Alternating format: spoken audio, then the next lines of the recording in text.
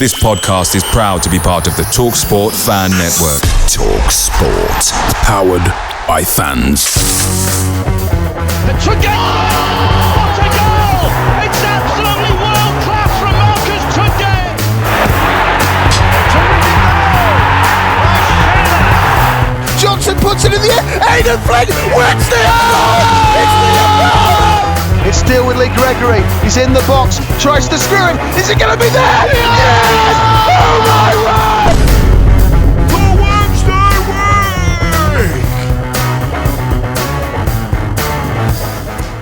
Hello and welcome to a very special episode of the Wednesday week, where we will be discussing the upcoming International Women's Day, the issues currently being faced by our female football fans, and what we can be doing to combat sexism and discrimination within our footballing communities.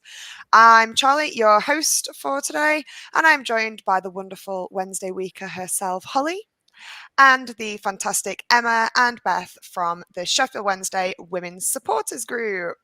How's everybody doing this fine evening?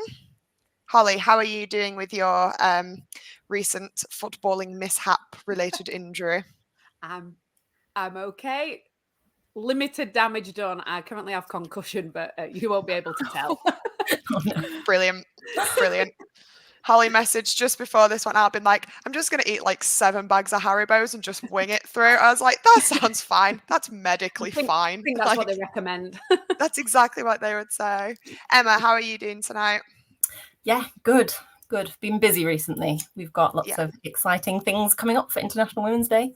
But yes, all good. Exciting. Beth, how's it going? I'm enjoying the merch behind you. I'm enjoying the Wednesday wall. We've got the Wednesday wall and wrong way around. Wednesday wall that way, and my little West Didsbury scarf collection as well. So we've got the team I have to support and the team I choose to support. Good, yeah. As Emma said, we've been busy, but feels really good to be productive and just really excited to get things going now. Amazing. So to kick things off, it'd be great for you guys for our listeners, for everyone to just get a bit of an idea about what the Women's Supporters Group does and what your guys' aims are for this group. Emma, I'll come to you first. So how did the Women's Supporters Group come to be? So it initially started with myself and my friend Lauren, who people might know off football Twitter. And I don't know, we've just been a bit frustrated for a while. We've both had our fair share of kind of online abuse. And then there was one game last season, I think it was the Bolton game, which was actually like the dedicated Her Game 2 women in football fixture. Charlie, you were there. Bethany, you had it as well. I don't know if you did, Hollie, but walking back on the tram, we just had so much nonsense aimed at us. And that was the moment we were just like, do you know what? We need something that's not just an online campaign, as good as they are. We need a community of people to feel like they can talk nonsense about football, come together, go to matches, because I wouldn't have gone alone at that point. So yeah, we just thought, let's get something started. And without planning much at all, we launched the group. And luckily, it's kind of gone fairly well. We're up to 330 odd members now, which is great. Wow. Quite a few of them are active on our lovely little WhatsApp chat. So yeah, and then we roped Bethany in as well, who offered to take minutes at our first meeting. So we were like, right, poach you, you're coming on board. And yeah, it's just kind of taken off from there, really. Amazing. So Beth, will you tell us a little bit more about your role then? It sounds like you impressed with your admin and then it's just skyrocketed from there. Yeah, just general admin enjoyer, task acceptor. Mainly, the thing that is my little thing is always the press and the media, little jobs. Really enjoy that side. So on that respect, thank you for having us. But absolutely. Yeah, a bit of everything, but mainly PR, if you will. Love that. So what would you guys say is at the moment sort of the biggest issues kind of facing female fans within football? Like, aside from some of the things you've already mentioned, obviously like things like the atmosphere at games and people feeling uncomfortable kind of going on their own perhaps to games as a female fan. But why do you think that is, Emma? What do you think perhaps is one of the main issues that kind of makes people feel uncomfortable in those environments? I was thinking about this before, and I don't know if I could narrow it down to just one thing. as much as you want me to. Yeah, no, that's fine. It's acceptable. We will allow it. Obviously, traditionally, there's been more men going to football than women, and I think we're still in that process of trying to like normalize the idea that it is a game for everyone. I know there's a big difference now between when I started going to watch Wednesday. There's more families, there's more women. It is a kind of more inclusive feeling space, but I don't think we've gone all the way there yet. And there are steps that are being taken, and that's great, but I don't think we're there. And you see that in stuff like online, the nonsense, I keep using that word because I don't want to swear, that we get just for having an opinion. Might be a bad opinion, but we don't deserve, threats for it. I think, I don't know, you see all, again, do we want to name individuals? Mr. Barton trying to kind of normalize just discrimination. I don't know what else you call it.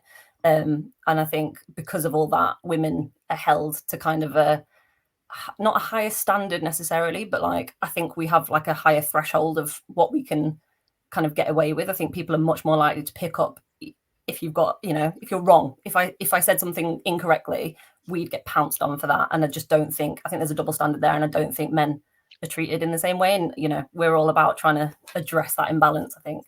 That's just it. Like I've always said so. Nobody talks as much crap as my dad at football. No one ever said anything to him. So I just want to be able to talk as much crap. I've never claimed to say anything that is valid, to be fair, but I just want to say it. and not be told that it's because I'm a girl that I don't know. Oh, it's just it's the way I've been raised. Absolutely. No, you raise a really good point. I mean, myself and Hollie on the Wednesday week, we'll often, I mean, we laugh about it, but we'll see comments sometimes on the YouTube, and it does really need to be stated that the vast majority of comments, the fans of this podcast are absolutely fantastic, and they are always very supportive, and there's a really good vibe generated from like when we open like complicated discussions, but then there's always one toe rag that has to come along and spoil it. But it usually does relate to kind of like, oh, women fans are always be like, and you're like, that's the thing, isn't it? Is like, a guy has an opinion people find controversial, he's the idiot, but when we say it, it's women fans get things wrong, women fans are too emotional. And we've been emotional at times, Hollie. We've been wrong and talked shit, but at the end of the day, we've talked shit because of who we are, not because we're women. And it's certainly not something that is unique to our gender. So I totally agree with that. Beth, would you say that the experiences people have at games kind of are sort of better or worse at the things you see online? That Twitter can be a bit of a cesspool, and other social medias are available, X as I should be calling it. But would you say that the kind of the real life experience kind of matches up to some of the negativity you see online? I'd say they're probably on a level, but they manifest in different ways, I guess. Like, I think that the disadvantages that women face at matches are much more subtle, but there are possibly more of them. I think just the online abuse is very full on. It's very in your face. It's very vulgar. It's kind of black and white hate speech. But then when you're thinking about things like lack of women's facilities, or the kind of, I guess, microaggressions that women face at games, they're not as in your face, but when you kind of dissect it, you kind of can tell that women have been left out of the decision making in football for a long time, and once you start looking for them, I think they'll kind of jump out, or they have to me at least. Yeah, I think people are braver behind a keyboard, aren't they? And we mentioned the he who must not be named, Mr. JB, but you do notice that some of that same rhetoric that you see kind of people like that posting out then kind of gets parroted. And I think there's probably a generational thing as well. I mean, in general, you might get younger fans on social media who are, impressionable and seeing these things. But then equally, at games, you're also likely to see people that have been coming for forever. And this is just the way things are. People can be quite set in their ways. And even if people aren't intending to be hateful or discriminatory, that the game has not been shaped around inclusion for so many years. And we are fighting against a big battle there. Definitely. So with International Women's Day coming up on the 8th of March, what does the supporters group have planned for this? I'll come to you, Emma. A whole lot, and we've been very busy. What don't we have planned? What don't they have going on? So quick plug, we've already started our work. We've launched a survey that's been going around on our socials. That is this kind of the last week that people can kind of fill it in. And we aim to produce a report based on that during International Women's Week, I guess is what we're calling it, depending on how fast I can pull that together. But yeah, we've had over 300 responses. It's been absolutely eye-opening in terms of people's experiences at games, online, and what people think that clubs and wider football can do to kind of help the situation. So that's the kind of the first thing. And it's not just women to fill that out either. Anybody can fill it out. Yeah, good point. It's open to everyone, any club. We can filter by club and by gender and things like that. So absolutely everyone can fill that in and help us gain lots of delicious data. Sensational. That's brilliant. So Beth, what have you guys got coming up for International Women's Day that fans of the podcast and you guys can get involved in? We've pretty much got a whole week of fun. We're starting on Sunday, so we are having a little members meet up and day out to go and see Wednesday Ladies, the Jubilee. We're partnered with them, so we've been wanting to make this happen for ages. They've got a big top of the table clash for Kiverton Park, so really excited to bring some members down there and kind of kick off this keeping score campaign we've got. It's our little motto for the week, which is keeping score. So it's a safe community of respect and empowerment. Love that. That's brilliant. So I'm waiting for Emma to nod at me that I got the acronym right. But yeah, and then we've got an interview coming out every single day. Monday, Tuesday, Wednesday, Thursday, Friday, Saturday, with women at Wednesdays. We're kind of trying to highlight the role that women play at Wednesday in different ways. We've been in touch with fans. Our lovely founder Lauren did an interview as well. We've been speaking to players, coaching staff, families of players to kind of highlight what Wednesday means to different people who are kind of connected to the club. And I think our final big two things are officially we'll be partnering with Her Game 2 and also putting together a away day network, because we kind of saw the oversight that me, Emma and Lauren are kind of home fans, but we really want to support the ladies at away games as well. So we've butted some heads together. We'll be launching that this week too. That's fantastic. Amazing. So it sounds like the club's been really receptive to the things that you guys have got going on. Is that kind of how you found it in general? Yeah, they've been great actually. Big shout out to Tracy, who's the Equality, Diversity and Inclusion Officer at Wednesday. She's almost like single-handedly, actually no, that's not true. Cameron Calvert, shout out, who does lots of our graphics for us. They've been great. We've put together kind of a series of things on the actual day itself. So because Leeds got moved, it's now on International Women's Day. So we've got flags, banners, players will be in warm-up t-shirts with our logo and our little slogan on the back, which is pretty cool. Love that. We'll be doing a charity bucket collection as well. We're just trying to make as much of that day as possible and just hopefully celebrate all the women at Wednesday. I'm really excited for the away day network. A few of us from the group chat met up at Preston just after Christmas, and we didn't know each other. We only met in the group chat. If you're not in the group chat, I would recommend it, although it might take you a full day. If you miss an hour, it'll take you a day to catch up. It's absolutely ridiculous. But transfer deadline day was the best thing ever. And then through the group chat, a few of us went to Preston together. I think one of the people hadn't even been to an away game for quite a while, so it's quite nice if you don't have anyone to go with and you just wouldn't do that. You can just put in the group. And I suppose that also works for home games as well. I think you guys have got me down as like an away day network gal, but I think the others are more responsible than me. I will be there. We need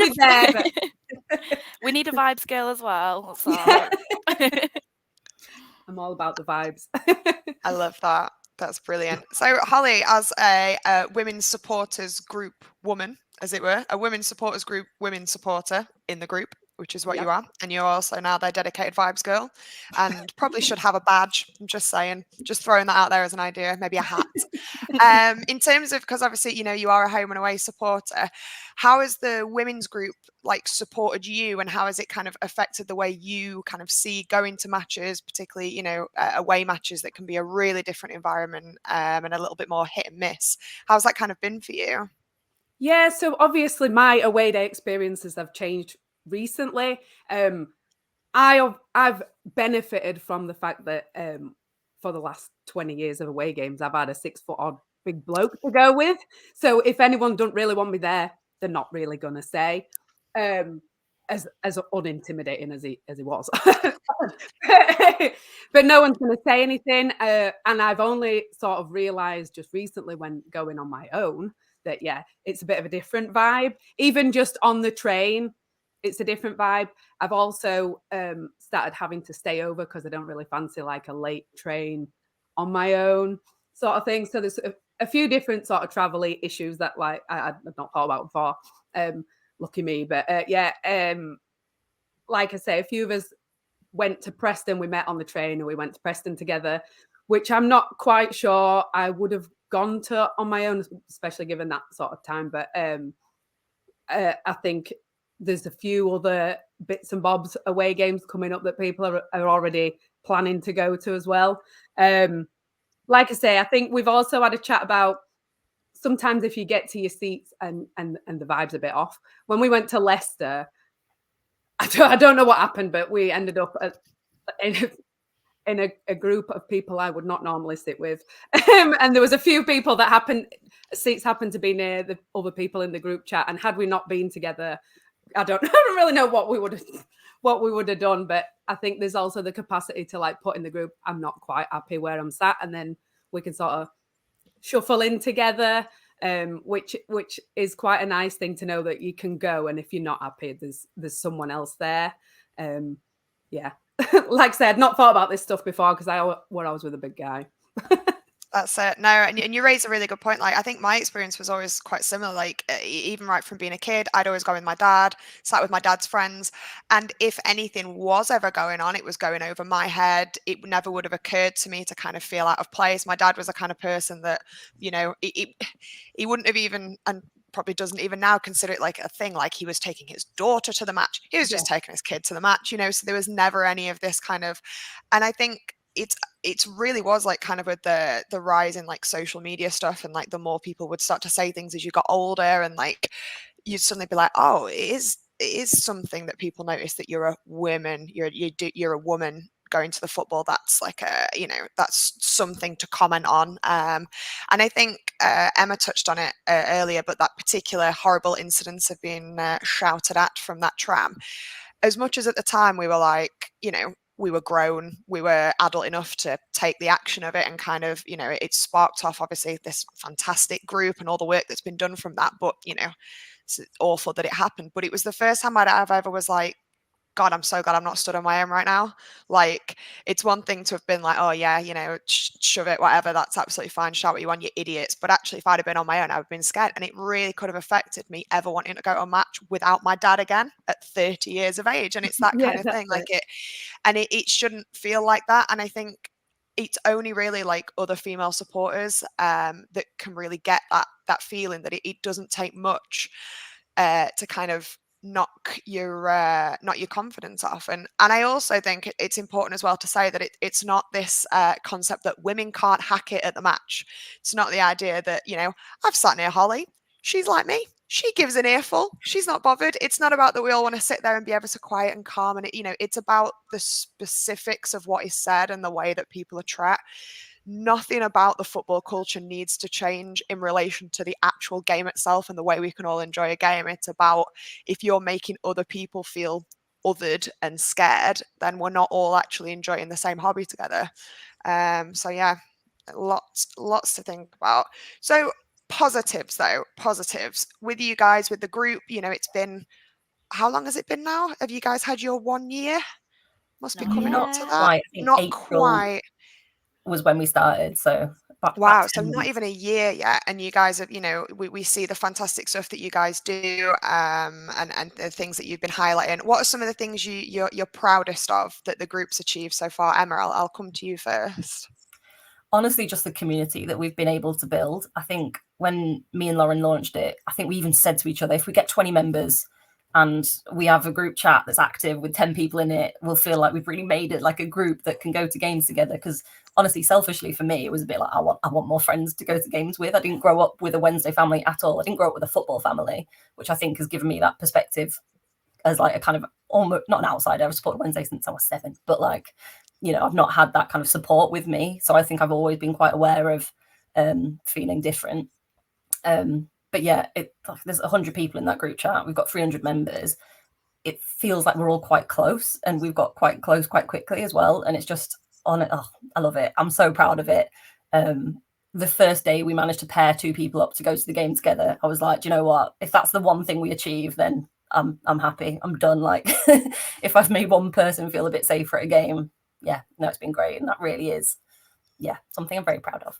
No, you should be. I mean, it is amazing, and like football's all about those moments, isn't it? It's literally about those, coulda, woulda, shoulda. If someone may not have actually been able to go to a match without that, like that's an unbelievable experience that you guys have been able to foster. So yeah, fantastic. Beth, what about you? I completely echo what Emma said about the community and just being able to make so many good Wednesday pals, regardless of like plenty in Sheffield. Found people in Manchester who also support Wednesday, which is crazy. I thought I was the only one sometimes. But aside from all the community, which is incredible, I think the charity aspect as well has been amazing. I managed to raise over £30,000 last year for Mums in Need and the Bradley Lowry Foundation. So to not only have this community for us, but see it pay off for other people as well, and kind of extend that kind of love that the group has and the empathy is really, really incredible. Yeah, that's so important. And I think, it's like you guys saying a lot of the stuff you put out, it's not just that you're tackling kind of like gender-based discrimination, like it leaches kind of into all different kind of forms of discrimination within football that we're trying to combat. So absolutely brilliant. So how have you guys kind of sorry, but started half of one question, got the other. Another beep for someone to edit there. Lovely little beep. So what do you think clubs can be doing more of? So we've talked a bit about how you guys have approached Wednesday, and like it sounds like there's some really fantastic key figures sort of within the Sheffield Wednesday family that are helping you guys do more and more. But what can clubs be doing more of? So we've heard about the fantastic guys at Sheffield Wednesday that you've linked up with. That sounds like you've got a really good partnership there with the club. But what should clubs be doing in general more to kind of combat this kind of discrimination within their communities? So in the survey that we've just launched, one of the kind of more overwhelming results that we've had in so far is that people are really keen for clubs to do more to tackle online abuse. I think I went into it thinking that people think of the online space as like a very separate, it's not the club's responsibility. It's a separate thing. It's down to the social media companies. But actually, there's a real appetite for clubs to crack down on stuff like that, especially in their own kind of comment sections, their own pages, dedicated Facebook groups, things like that. There is real backing for clubs to be harsher there. The other day we were on the Leicester website for some reason, I can't remember why, just looking at their policies, and they have an explicit, these are things we do not tolerate online. If you're caught doing these things online, then, there'll be XYZ repercussions. And I thought that was really impressive. Obviously, it's not always possible. There'll always be anonymous accounts, and, that will be a problem as long as we allow it to be. But, it's not completely, avoidable. I think clubs really can do more online. And then in terms of in person, this has kind of been an ongoing thing, is advertising how to report stuff when you do see it. That's something we've tried hard to publicise from day one, really. The number at Hillsborough and then the numbers at different away grounds as well. Especially away, I don't think people feel very confident in reporting stuff like that because every club has a different system. And I think some kind of either better advertising or one system that everyone can use, and then everyone knows, no matter where you are, no matter what ground, what league, there's a way to kind of address those things and hopefully give people some confidence that the reports will be taken seriously as well. If you follow the Women's Supporters Group on X, they do share it every time, so you can find it if you're at an away game. Just look on there. One of the things I think that they could do, you mentioned it earlier, Emma, I think it might have been Beth, about facilities. I'm not sure how they would improve facilities, given that everyone has a really old stinking ground. But I went to, it's slightly different, but I went to a women's England game, the Lionesses, and obviously there's quite a larger proportion of women there. But the toilets are not set up for there being more women than they used to be like a billion years ago. So the queues for the toilets is just absolutely ridiculous at all times. I think years ago I went to, might have been Layer Road at Colchester, and I asked the steward where the women's toilets were, and he just went and laughed. And I was like, I really do need the toilet. And he went, there's a Portaloo there, and there was one Portaloo for the whole stand that blokes had been using all day. Oh. I was like, I'll just get a water infection, thanks. I'll get the cranberry juice now. I think another thing from the report that's been really interesting as well is that people want to see the clubs themselves speak out and take big stands. And I think regardless if you're a Wednesday fan, I don't know if you have any people who listen to this podcast who aren't Wednesday fans, but we get a lot of Coventry fans pop up. We love our Coventry supporters. They're the glue that holds this podcast together. If you support Wednesday, if you support Coventry, if you support anyone else, I think putting that pressure on the club to make a stand as well, I think is really powerful if you're in a position to do so. And I've kind of got it in my head that these trolls, if whether it's online or if it's the troublemakers in person, it's like it's almost an appeasal thing. If the thing you're here to celebrate, if the thing that you're bigging up is telling you not to do that, hopefully they'll listen. I think that's really powerful. I think you're absolutely right, and I think it needs to not just come from the club, but like from the players, from everyone. It needs to be this really united front. Like when there was the awful incident against the Coventry game, and everyone was kind of up in arms. You know, the majority of people were up in arms on X and other social medias, you know, condemning this fan. He's a minority. It's a horrible thing. He doesn't stand for what Sheffield Wednesday stands for. And you go, that is true, and it's what I like to believe, but it doesn't change the fact that this has happened. That person felt comfortable doing that in a public space, you know, not hidden behind a keyboard, literally out in the public where everyone could see him. And I think what was very powerful was the video that was then put out by the club with the players themselves, like acknowledging it, because I think if you think of it from things like sexism as well, like, you know, people talk about football being a boys' club, and you go, right, okay, so you've got, you know, you've got male players, you've got male fans, all of whom have kind of gone through the same system, a system that supports them and makes them feel very comfortable within that environment. And they can and often do care about these things, but they don't have to. You know, the players don't have to care about gender discrimination necessarily. It's not going to change the way they play. It's not necessarily going to change the way that their club supports them. If it was 30,000 sexists watching them play, they'd still get paid, you know. But there's something about the fact that players themselves actually standing up and being like, that is not okay, that I think changes the way that these fans feel like emboldened to say what they want to say, because they're not just letting themselves down, they are actually letting their club down, and it's not what the club stands for. So perhaps more in the future where the players themselves really kind of stand up and are not ashamed to kind of put their face to the message, I think would be huge. Do you guys agree? Yeah, definitely. And I think when we first started, it was a few weeks before the club kind of helped us by sharing our post and, you know, showing people how to sign up. And we noticed such a big drop off in the number of people who were giving us crap, basically. Obviously, we still get a little bit. But after the club made that kind of, you know, obvious stance that, you know, we back this, you know, this is important, it really did drop off. And like, as we get more and more kind of, we've got a few ambassadors. So we've got David Stockdale, and we've recently got Chloe Bannon on board as well. And I think those things are huge, and you can't underestimate how important getting someone of influence to kind of back you, even if it's just like, you know, lip service. It's so important. And I don't think I appreciated how important that was until we saw the kind of decline of crap getting online. You're absolutely right. Sorry, go on, Hal.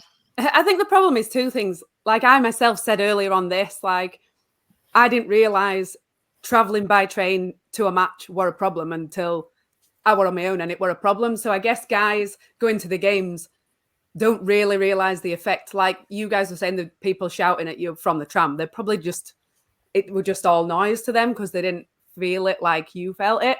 So I guess it's getting out the understanding of what that actually is like so people can understand it. But also I think with anything like this, not just women in football or sexism or whatever, when there's a big sort of, I don't know how to word it, but when there's like a big push towards equality in whatever way and loads of people start going to the games that haven't been before and everyone starts to accept it, it comes with a push of people trying to reclaim their match day. And you're going to get, I know we've tried really hard not to swear, but you're going to get loads of knobheads who want to be like, you shouldn't be here. I want it back to how it was before. And I think you have to just accept that that's going to happen before it sort of comes back to what we really want it to be. I think we will all, the more women that go, the more you get the knobheads sort of trying to up it. And like you've said on Twitter, you get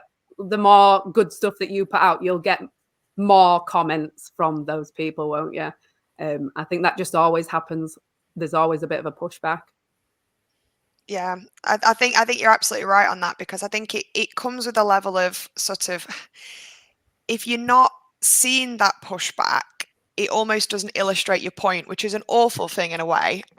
You don't want it to be like, see, but to a certain extent, it's like, there's always those people who perhaps themselves they're not the ones going to matches and shouting abuse or shouting really specific, sexist abuse at someone like Rebecca Welch, for example. It's like, by all means, slag her off when she's made another howler, but she's not responsible for her gender, just her whistle. Like, we don't need to kind of make this a sexism thing, guys. They might not be those guys, but they might be the ones who say things like, why do we need this? Why do we need this group? Like, it's just a few knobheads. Like, why do we need to change the color of this and put this flag up and do this? And you go, well, for that exact reason, you only have to look at what is admittedly a smaller and smaller percentage. Like, I've seen you guys right from when you first kicked off, like, so many of those early messages seem to just be flooded with negativity. And nowadays, like, you guys have just gone from strength to strength. And most people that are commenting are just like, go on, ladies, this is brilliant. But for every one of those knobheads that post, we're going on with the knobheads again. Oh. It really is able to kind of, you feel like just being able to kind of highlight and go, this is why are you doing this? Because Terence from Barnsley said this, or Jimmy the Idiot's on again saying this, bloody Terence. And it's rubbish in a way, but it really does kind of, it proves its own point sometimes, doesn't it? Like, it proves its own point. And I think what I've noticed as well, kind of like, I'm fairly active on social media and stuff, and I always used to feel a certain kind of way about posting, in a way where if like it suddenly got traction because I'd said something wrong, that I was going to get dragged. And I think I have a weird anxiety of getting dragged on Twitter, specifically about football stuff. But I think now, like, I would anticipate that, like, if there'd be enough good people around, like me and like the people I interact with, that would challenge that and call that out. It doesn't make it right, but it does make you feel more confident about just being able to be yourself and kind of interact with the football community, knowing that there are people that are always, they've got your back. Do you think that you get more negativity, Emma and Beth, because on X your username is your actual name? Because mine's just when it's Wednesday, so it's not a woman's name. Yeah, so I'll give you an example. So ages ago, I used to write for Owls Alive, and I originally started putting it as my name, and then I changed it to just a random name. And all the comments, I used to get loads more comments when it wasn't a woman's name, and but they all used to be like, "Nice one, pal." Well, they obviously thought I was a guy, but when it was a woman's name, I got less views and more negative comments. And now my picture is just like me and my dad, so it's not specifically me, and it's just a random name. So I don't know if you get more gripe for that reason. I've never even thought about pretending, but like being less feminine online. Like, I've used an abbreviation of my name on Twitter with the full intention of trying to like reduce, I don't know, I guess make it feel less personal. I use M on Twitter. Like, people don't call me that often, but now all my football friends do because it's my Twitter name. And that was just because I knew, like, I wanted as little kind of personally directed I don't know, hatred as possible. Like, it really is a bit of a defense thing. I don't know. It's weird.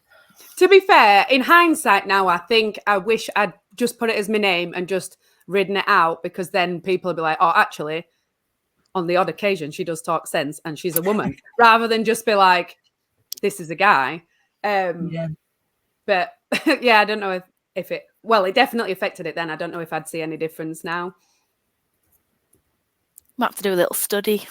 Yeah, I was about to say, like, there's probably something in that. I know in, like, this is kind of like a much bigger kind of example, but I know they did a study quite a while back where people applied for jobs with CVs and they had like traditional kind of like anglicized names versus like names that might be like non-English names, and found that unfortunately, you know, the more anglicized names tended to be favored.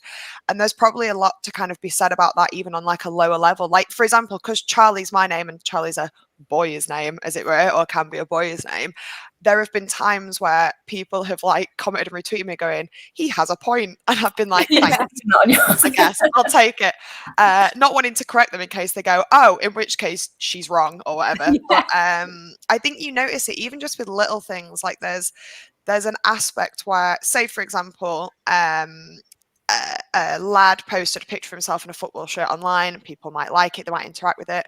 You notice female fans post pictures in football shirts.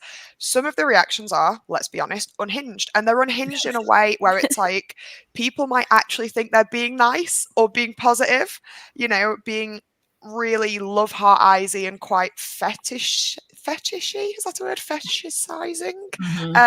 And that's kind of almost the other side of being a female fan on football. It doesn't happen to me because I always look like haggard and tired and usually crying because of Sheffield Wednesday. But for those who are able to maintain a general air of acceptability online, that's almost like that kind of negative positivity where it's like, oh wow, you're a girl who's into football, that's so rare and interesting, even though you're like, actually there's a million of us, mate, and we're not here to kind of service your weird sort of fantasies about a cool girl who likes sports. Wow, that's so novel. And I think even then you see, like, I still feel uncomfortable even just seeing people over interacting with a female fan. So but then why the hell shouldn't we get to have our own names, our own faces? Why shouldn't we get to just literally, you know, like lads just don't have to think about these things. They don't have to think how their words are going to be perceived in the same way, and that they're, you know, that they've kind of got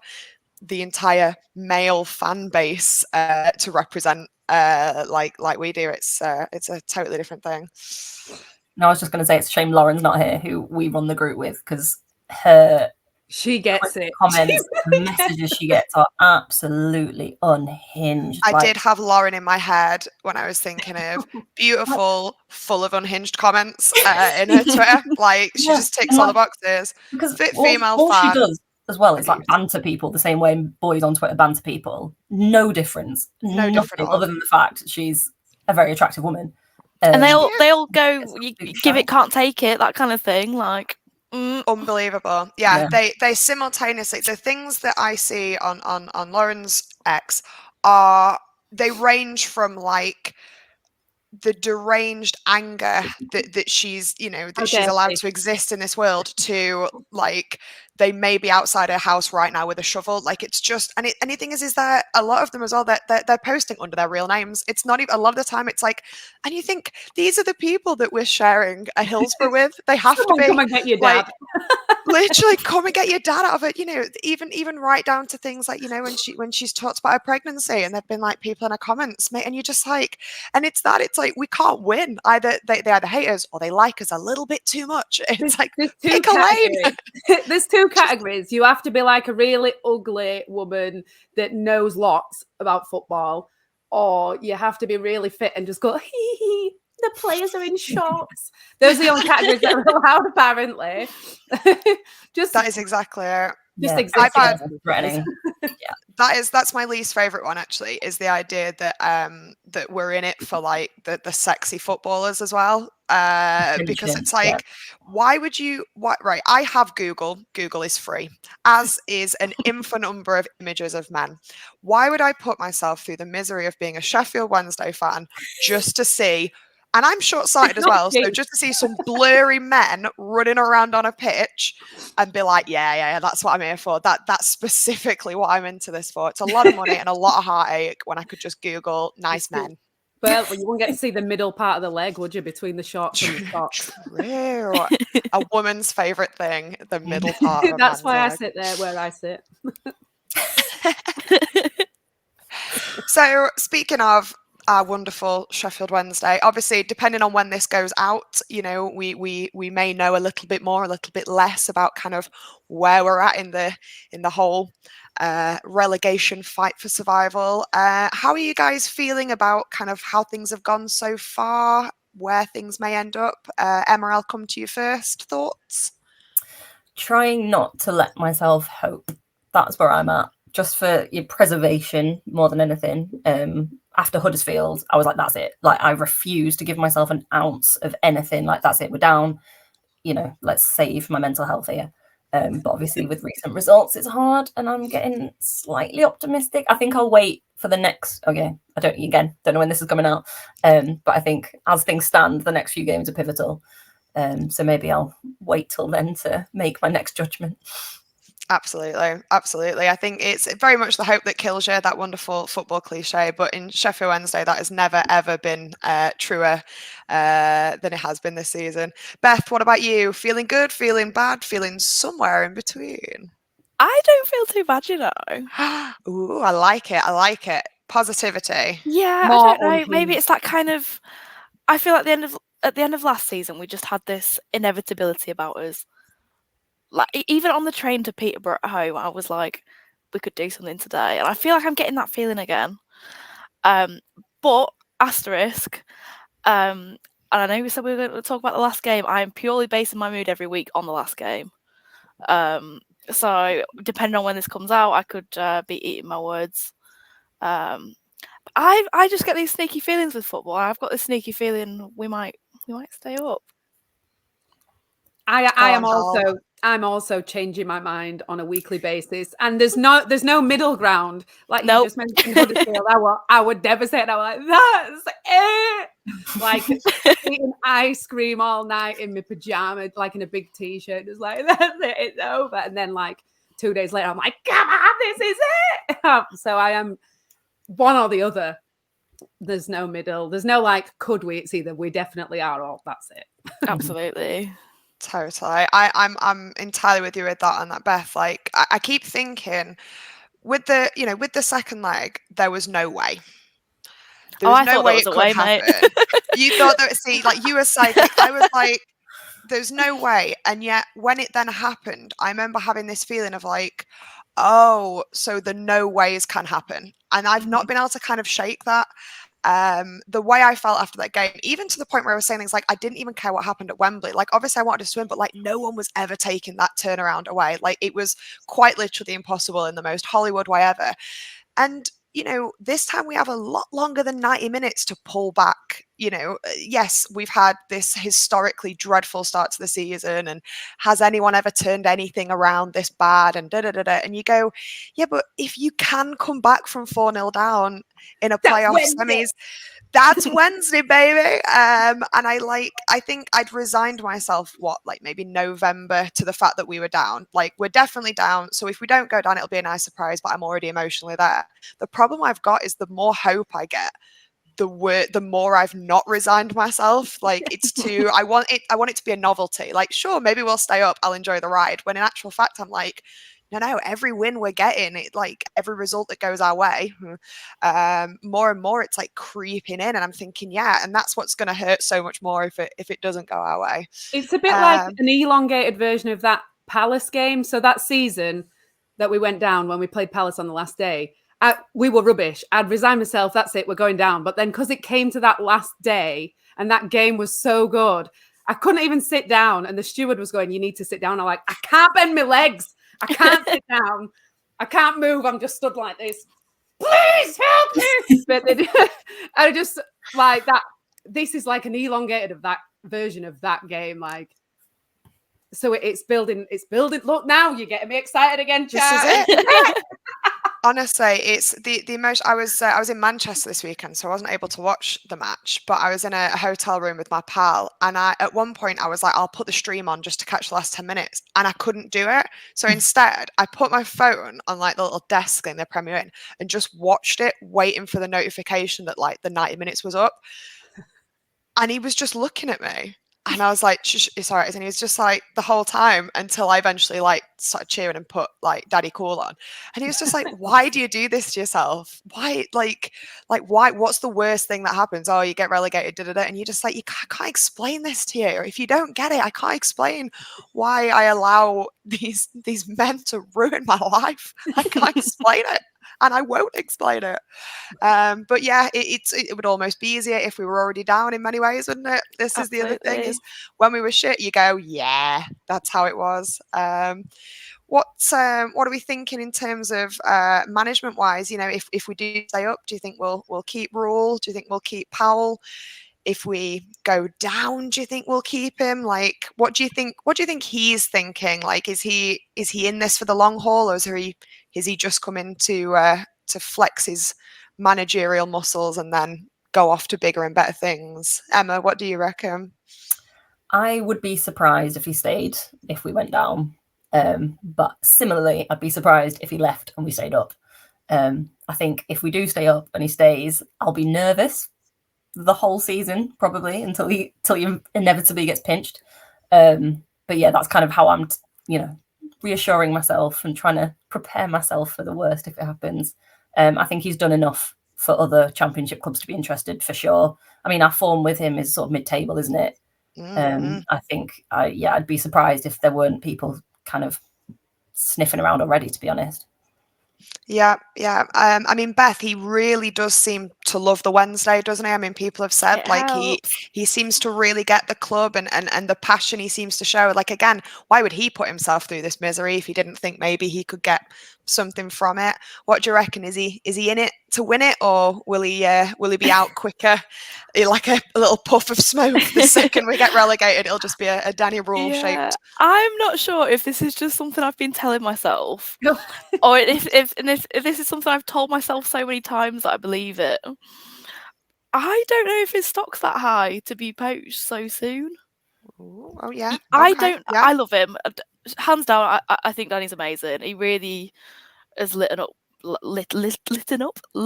Wednesday since he's come in, and obviously done an incredible job with what we thought was like a little middle aisle bunch of players, and everyone being totally mardy. Like, he's done amazing. I do absolutely love Danny, but if you think about it, he's had not a full season. He has done incredible, but he is straight up unproven, really. If you look at it pessimistically on paper, yes, he's got us loads of points, but we've only really gone up 1 or 2 league positions. That kind of changes week to week, and I don't know if this. I don't know if this is something I've told myself to kind of make myself feel better about the prospect that he could very well leave, because he is obviously very talented and very personable and very popular and plays really good football. But I don't know if we need to worry that much. I hope I'm right. I really hope I'm right. I hope you're right. I think you've got a real point. Yeah, in summary, if you're another club's chairman, you don't want him. He's rubbish. So you don't want him. He's rubbish. His legs are too thin. Do you know what? I'll be equally as upset about the loss of the song.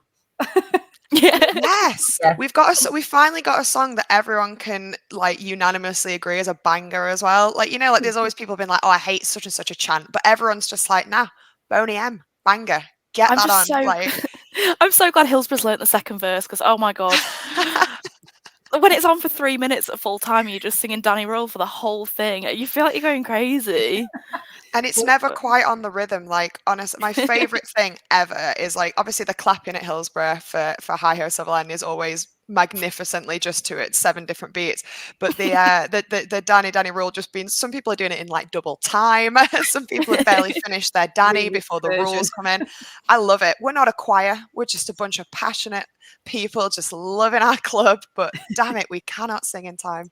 Hollie, I think Beth makes a really good point about, has has he done enough to get poached? Will it be if he keeps us up? You know, he's shown that he's this magic man that could come and take a failing team and keep us up. But if we go down, is it a testament to his skill or lack of skill, or is, you know, does he still pose a really big asset to a hungry club looking for a new manager? What do you reckon? I don't know. I think it's really popular at the moment to get a young manager in, isn't it? Like, how many of the recently poached managers have been quite young? It's a bit like, even like Schumacher or whoever, a few of them have shuffled about, haven't they? And they've not really been there that long before moving. He hasn't been with us very long. Although is he like the 12th longest serving Championship manager now? Something crazy like that. Gotta be something like that. Maybe 13th, but I think Watford are on about sacking Ishmael. So don't come for Danny, please. Yeah. But, I think we've go on, sorry. No, I was just, I think we've, you know, I mean, the Championship is always nuts, but I think we've seen a lot of manager exits, some shock, some less shock. And I think if you're lucky enough that you want to keep your manager, are we potentially in a more favourable position that we're more worried about someone coming along and taking him rather than, you know, begging every day to see that corner flag announcement like a lot of clubs are. I think if someone comes in for him, we're not gonna keep him, are we? For two reasons. I don't think Chansiri is going to convince anyone to stay, but also, like, why would they? Like, imagine when he speaks to a proper chairman somewhere else and goes, "Oh, what was that about?" Like, he's probably going to go, "Yeah, this is probably going to be better."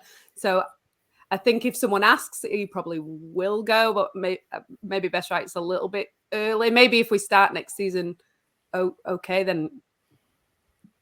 Yeah, you can almost see him treating this as like a real learning curve, and like as he should as well. I think it was really obvious in the transfer window, like with how miserable he looked sometimes. And I think he even said himself, like, he's learned so much through that. And he also recognises that what did he say? I think Dom Howson tweeted it today, that we have like a bare bones infrastructure or whatever. I think he's starting to realise this is how it is in a club fighting relegation. He's learned a lot from that. And I think I can see him like thinking about how he'd build on that at a club with maybe a bit more cash behind it or whatever it might be. Totally. No, you're absolutely right. I mean, a lot of people have said the same, like online, like imagine what he could do with backing. And he's clearly a manager that, like, he's got something that, like, you can't buy, and that's that inspiration. Like what he's done with some of the same players that were, you know, couldn't find their own shoelaces, let alone across into the box at like the beginning of the season. Now we're, you know, are really turning things around. And while we didn't, you know, swell our coffers massively in the transfer window, you've got to admit that at least 3 out of the 4 transfers we brought in, well, particularly with Ugbo and Pavida, you know, I mean, they are absolutely sensational. I mean, I'm just gutted that, you know, Pavida can't play against Leeds, but there's a lot to be said for being able to make like a silk purse out of a sow's ear, and I think if anyone can do that, it's him. But then, yeah, like you say, if someone comes along and goes, "How would you like to do what you're doing now, but with a wad of cash and a hell of a lot more control," maybe that would charm him. So fingers crossed that the bright lights of somewhere else do not tempt him away. So we are sort of starting to kind of come to the end. We've done a lot of serious chat and talked about a lot of big things. So it'd be really great just to kind of find out a bit about you guys and like your Wednesday journeys and being fans of the club. Emma, you mentioned earlier that you didn't sort of come from a Wednesdaying family. So how did you get here? What happened? How did you get here? What went wrong? What made you do this to yourself? I struggle to remember the actual order of things happening, but I think when I was sort of like 7 or 8 at school, I just loved having a kickabout with the boys in the playground. And I realised at some point, like, I used to be a bit obsessed with Man U because I just fancied David Beckham. My granddad's Man U fan. But I just had this sense that I needed a local team. Like, it wasn't cool to support I knew that from an early age. Like, it's not okay to be this like glory fan. Good choice then. And you went so far the other way. Literally that, because Anti-glory hunter. It was a season we came down from the Prem and then we got relegated again. So it must have been like, what's that, 2002, 2003, like that kind of season.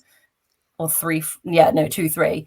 And I felt sorry for them because they were lower than Sheffield United. And I was like, do you know what? They need my support more. Do you know what? That's so honest.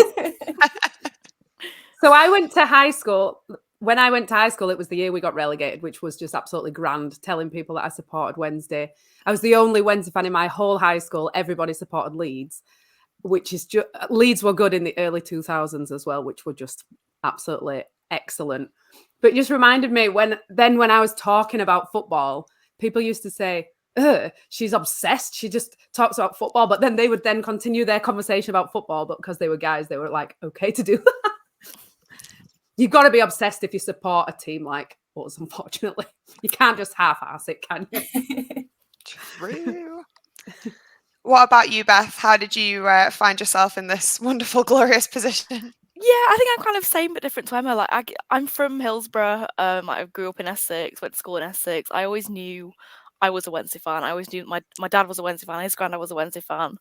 But my dad kind of fell out with Wednesday around probably 02, 03 when I guess my dad kind of went in the 90s and the 80s with his dad when we were it. Yeah. And as I was kind of growing up, I didn't have it kind of shoved in my face. I didn't really kind of get into football actively as an adult until lockdown and the following summer when football was one of the only things to watch, and you then kind of got released back into the world with the European Championships and the England in the final and that kind of thing. And it was kind of from there that I started going to matches again and engaging especially with Wednesday and football in general. So I kind of always knew I had it in me. I knew who I supported.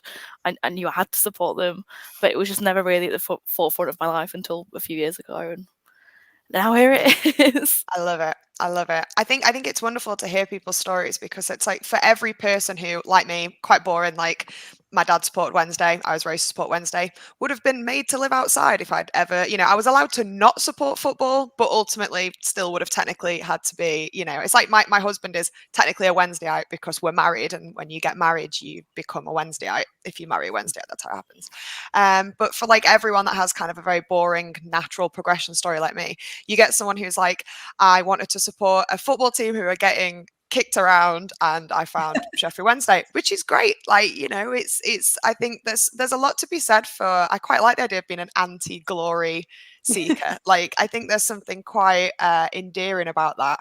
I always wonder what, like, I've got colleagues who like, he's a Liverpool fan, for example, and I'm like, do you ever lived in Liverpool? No. Anyone in your family support Liverpool? No. I just wanted a football team that played well. And you go, okay, yeah, fair enough, but surely that gets dull. Doesn't that get dull? Don't you find that you're never in tears? You're just enjoying yourself all the time and seeing your team going from strength to strength. So I think there's something uniquely kind of beautiful about people coming together, knowing that you're not going to get 100% enjoyment from something. In fact, if anything, it's probably like a 90-10% split of good times and bad times.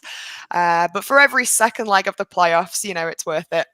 For every moment that you get that, you go, oh yeah, this is why I've endured 30 odd years of misery for this 190 minutes. So yeah, that's brilliant. Hollie brought this up just before we went on, and I thought it was fantastic. Asking you guys, what's your favourite ever Sheffield Wednesday kit? I love this question. I'll let you guys have a moment to think. While you're thinking, there was a little chat in the a little conversation in the chat about that shirt you're wearing, Charlie, the pink one. Nobody got a pink one. How have you got? I'm so jealous. I'm so jealous looking at it. Can I tell you how I got this? And if he ends up listening to this, I hope I'm not embarrassing him, so I'll not name him by name. One of my Twitter mutuals, a lovely lad who I've been following for a while and has been following me, and I don't know him from Adam. Like, his name's not Adam, but I don't know him from Adam. I have no idea who he is.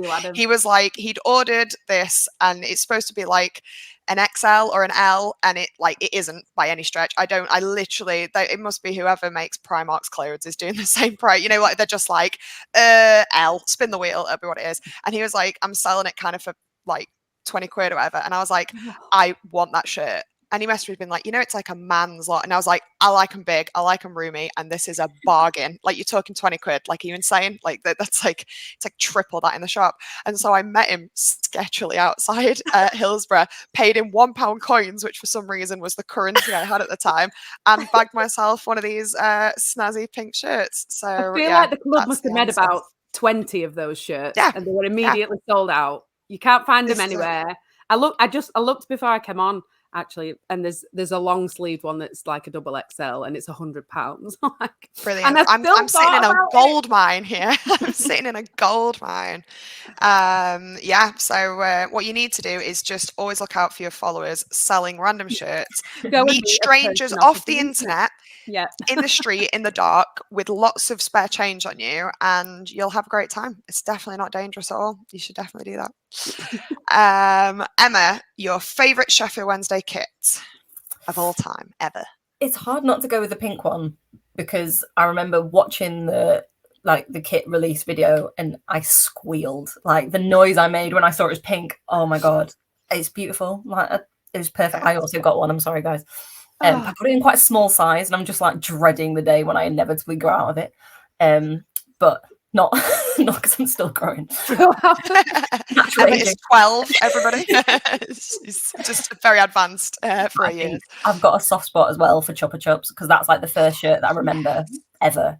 That's the one that I'm like, that's Wednesday. It's iconic. It's beautiful. I've not got it. I'm actively looking. But yeah, maybe Chupa Chups. Love that. Love that. The Chupa Chup yellow, like the yellow of that Chupa Chup is like Sheffield Wednesday yellow in my head. I can't explain, and I won't explain, but that is Sheffield Wednesday yellow in my head. Beth, what about you? Favourite ever shirts?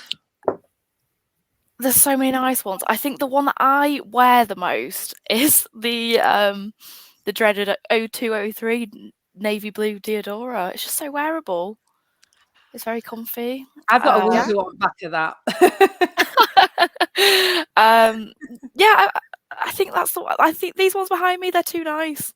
I was about to say the blue one is my lucky shirt, so I wore that at Wembley and at the playoff semi.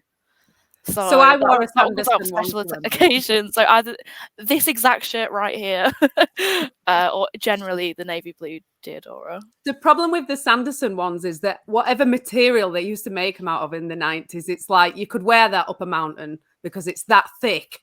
And there were so many people wearing them at Wembley. It was the hottest day. Everybody's just sweating. Like, when will this game end? I'm melting. It was like, you cannot wear that in the summer. It's just for winter. That's so true. They really did used to make shirts to last more than a couple of washes, didn't they? Hollie, you are, as always, our fantastic shirt collector wearer. But if you had to pick one, what's your fave? I like the Sanderson, not the one that Beth's got in the background, the one after that, the one that I normally wear, which I don't have on today, obviously, for the first time ever. I've peeled it off my body. But away kit-wise, I wanted the pink one. I like the green one that we had in the late 90s as well. Oh, yes. But I only realised recently when we had the green, like, pixel camouflage thing a couple of years ago that my dad's colourblind, and he had no idea what was going on. He couldn't see. When we played Middlesbrough, and we played Borough a couple of years ago, and it was 4-1 or something. Every time we scored, he was like, "What's happening?" I had to just like describe what was happening to him because he couldn't see the colour. So I never thought of that. But yeah, the green away kit, I like that one. And yeah, the Chupa Chups. I like a good sponsor, which is ironic now with our sponsors, but I really like a good sponsor. And also the Sanderson and the Chupa Chups were like feely sponsors, weren't they? Yes, like embossed. I don't know if that's the right word, but like they My boyfriend works for Classic Football Shirts, so I get a lot of football shirt knowledge via osmosis. The fuzzy lettering is called Flock. Flock. Bring it back. We want some flock everything. Yeah. I want proper collars, not this. I don't know really what this is. It's my least favorite bit of this shirt. It's like just a folded over pretend collar. Yeah. I want proper. I used to love it when shirts were shirts back in the good old days. It was a shirt you could wear up a mountain. You could wear to work. It was a proper like a polo-esque collar. I have to say that the shirts behind you, Beth, are my absolute faves. I love probably small as well. Yeah, because I think they're both large. They are both acquired via Classic Football Shirts boyfriend. Who, funny story about that green kit. He was in the shop on Deansgate in Manchester, and a guy comes in with the green old 90s Wednesday away kit. He goes, "You're right, mate. What's this worth?" It's like 300, 400 quid. He's found it for 99p in a charity shop in Glossop. He is up. That's like Antiques Roadshow, but for shirts, which I would watch. He weren't coming in to sell it to the shop, which you can do. He just wanted to know how much it were, and he found an absolute gold mine. I want to go charity shopping in Glossop now. Charlie's going to find him on Twitter now. I'll be like, do you want to meet me outside Hillsborough and I'll buy that off you for several hundreds of pounds in pound coins. Love it. That is literally the dream. What fool gave that to a charity shop? What fool gave that? Like somebody's clearing out the never wears this anymore. He always just has it hanging on his wall. Never wears it. As soon as they've gone to uni, chuck that in the bargain bin. Brilliant. Well, let's hope that maybe our next kit is an iconic one. Our white kit, I feel, is destined to become that kit that everyone goes, "Oh yeah, I remember when we had that whitey grey off colour," because we never wear it. We literally. And do you know what? It's going to look so bad with that new sponsor on, because it's that like mucky washed colour with the white A4. What is it? Sonata, whatever it is. I can't even think what it's called. Sinatra, something. Tipex over. That is just going to look. It's going to look really tin pot. It's going to be really iconic when it gets to classic football time and your boyfriend gets them coming in. Yeah, they go straight in the bin, mate. Yeah, bought it for 80p in a charity shop, selling it for 79. It's they are going to be used as dusters, I think, going forward. Well, I'm afraid that is all we have had time for on this episode. It has been an absolute pleasure having you guys on. I feel like we've talked about some really important things and some lot less important things, which is how a really good podcast should go. We've touched on all the good stuff and all the daft stuff. Is there anything that you guys want to plug? Your socials? Anything we should be keeping an eye out for that's coming up? Just as a quick reminder for everyone. Just follow us on Twitter, X, at SWFCWSG. And through the whole week of, I think what's the first day of that week, the 4th of March, just stay tuned. We're posting every single day, celebrating all things Women at Wednesday. Fantastic. And for those of you who will be seeing this on YouTube, down below we have all of our socials. I'm hopefully pointing at them and not just awkwardly pointing at Hollie's head where they're not displayed. And we will be retweeting all of the things that the guys are posting as well. So if you're not following them, do. And if you're not following us, do. And you will see all the great things that are happening. Hollie, do we have anything we should be shouting out, given that this is coming out in a week?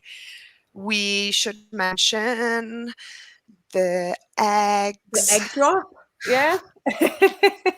So maths there.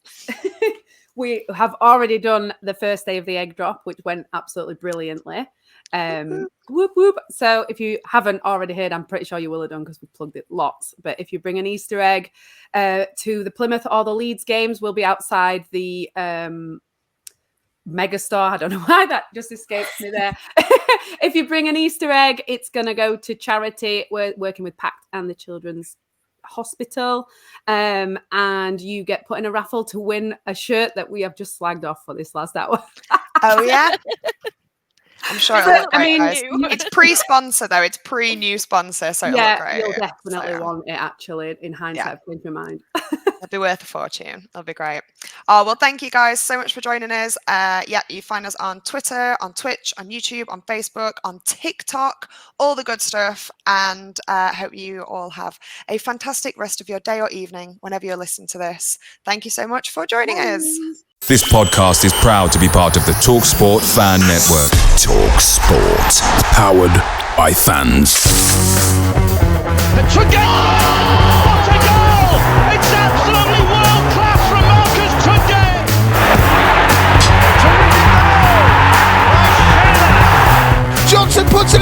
Aiden Flynn wins the goal! It's the goal! It's still with Lee Gregory. He's in the box, tries to screw him. Is it going to be there? Yes! Oh my